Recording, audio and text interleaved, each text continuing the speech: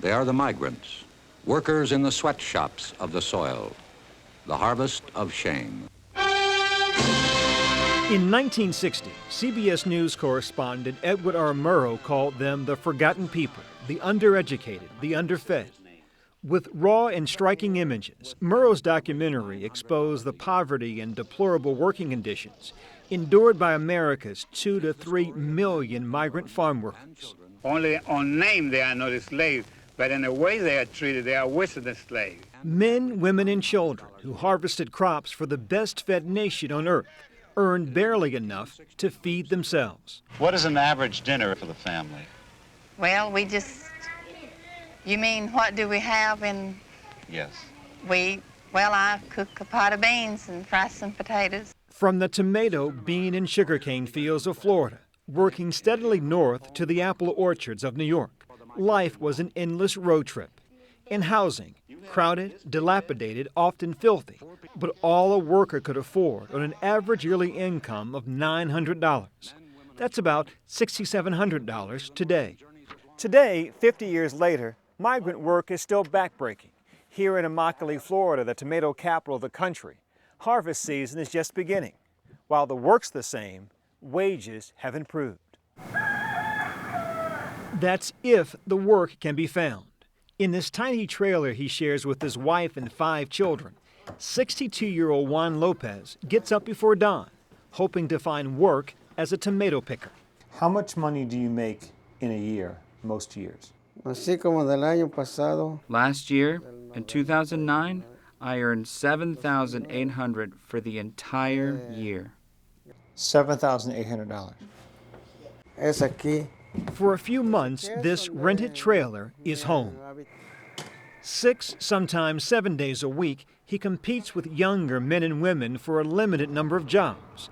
Like every other industry, farming has suffered in this economy, and those at the bottom suffer most. On this day, Lopez is hired to work on a tomato farm more than 2 hours away. Over the years, the faces in the fields have changed, from poor whites and poor blacks to poor Hispanics. Today, most migrant workers are from Mexico. Workers make about $10,000 to $12,500 a year. There are no mandated benefits like health insurance, overtime, or sick pay.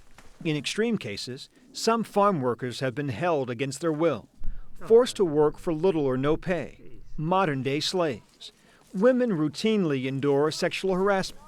Since 1997, 7 slavery operations have been prosecuted in Florida. More than 1,000 workers have been freed. Most migrants are hard-working people like Claudia Vasquez, a mother of 4.